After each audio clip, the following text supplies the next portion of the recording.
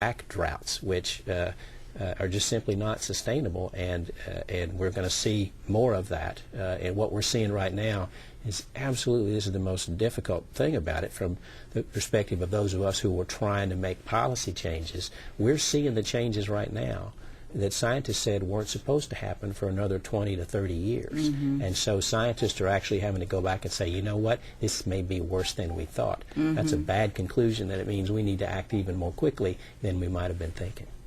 Sure.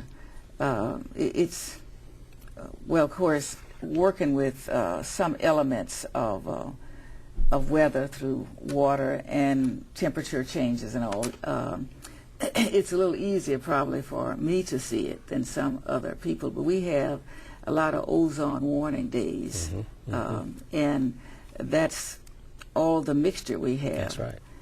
In the environment, and some of it we can't see, but others we can. We can't see the pollution from a lot of the electrical and wireless technology, but that adds to the environment. Pollution. So, and everybody now has a BlackBerry, a cell phone. That's true. We're going and getting exams more often and more frequently for our health care, and so we're taking X-rays, and so all of that leaves a little bit of it in our atmosphere, and that's sometimes hard for people to understand if they can't see it.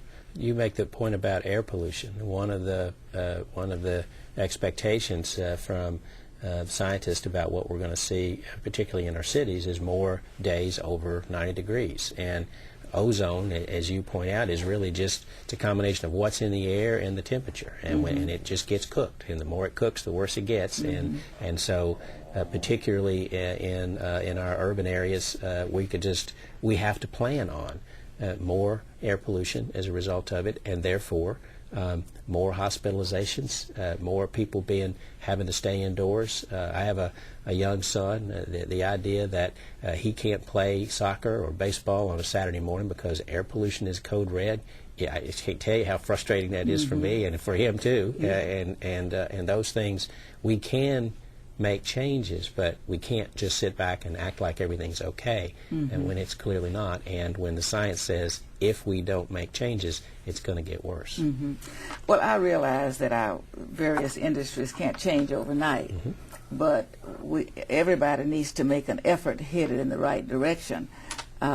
We're seeing many more young people with asthma. Yeah. Absolutely. We're seeing many more elderly people with asthma, and it's very obvious by the hospital statistics of admissions, and it's directly related to what they're breathing in. That's just absolutely right, and there is no basis for believing that we're going to see anything other than that getting worse, not better, if we don't begin to turn this around. What can we do? What can the average citizen do to slow this down?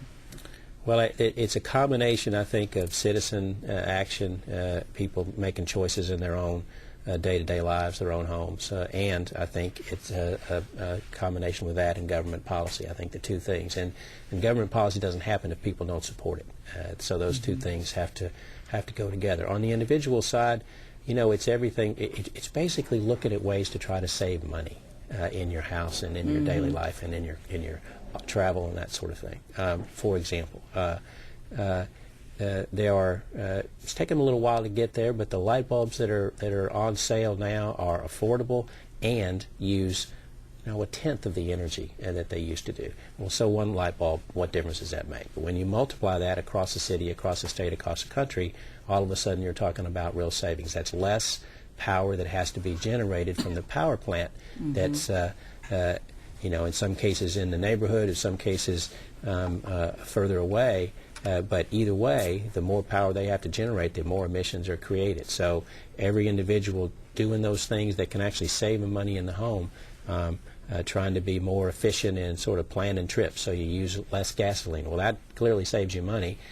Small things like, actually I remember during the presidential campaign when candidate Obama was criticized for encouraging people to keep air in their tires so that the cars would roll more efficiently, you know, and I remember some on the other side just saying, oh, well, that's what a silly thing that is. Well, the truth is that can save 3 or 4 miles per gallon for a car, and if you're spend a lot of time on the road, that's a big savings. And again, you multiply that out across a city, a state, a country, you're talking about real savings. So those aren't big changes in individual lives. The things everybody can do, but adding up, they make a real difference. And then I think the last thing is, and I'll take this opportunity to thank you for your vote on the climate bill that went before the Congress a couple of weeks ago.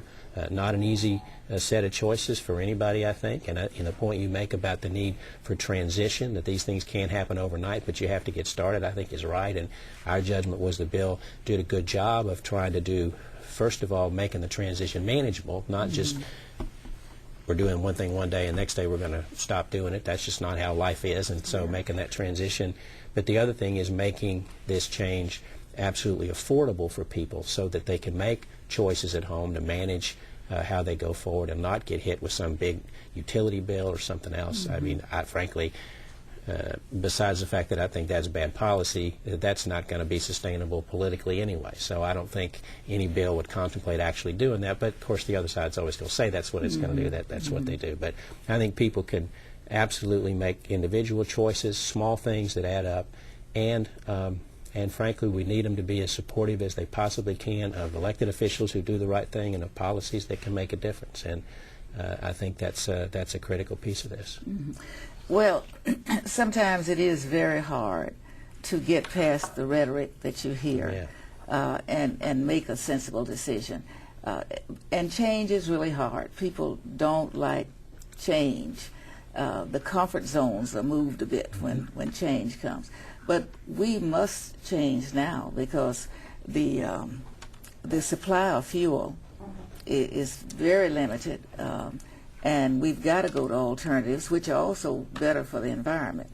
And it might take a while. I mean, there will be some trials and efforts that will have to be abandoned and try something else. Texas has a great amount of natural gas. But it's going to be difficult for people to go directly to that because we don't have the stations in place to refill shorter distances than what we have for gasoline. So it's going to take all of us a bit to get through, but gradually achieving that effort because it's going to be very important for our children and grandchildren. One of the things that I've been really pleased with is watching the some of the decisions through the stimulus package. There's a great deal of in this case money that is being made available, whether it be through HUD or through state programs or through city programs to help people. We were talking about what people can do to better insulate their homes for people who own rental properties to be able to do the same thing, so that people who are living in rental populations have the same opportunities. Significant money, and that's a twofer. That's a two-benefit thing because not only do people get the benefit with lower utility bills and better managed energy usage, but people get employed to actually do that work, which is obviously critical in America today, but also shows, I think, the promise of moving in this kind of a new direction. I mean, your change is hard. It's hard for anybody in anything, and in this case, we're talking about over time a substantial change. So we shouldn't act like that's not the case. That is, but to measure against the status quo and say, if we don't take this action, nothing will change, well, that's wrong too. Change is occurring. The question is, how do we manage it? What do we want to do? How do we make this transition work for people, which I think is a role for government to play. Not to stop change where you can't, but to manage a transition so that people can really not only manage it, but actually benefit from it. And I think that's the promise of this change to newer forms of energy. Texas is actually a very interesting example. I mean, it's definitely an old oil and gas state, there's no question about that, but Texas also now leads the country in the production of a new form of energy, wind, and not really a new form. We've been having windmills forever, but done the way it is now. Those are jobs. Those are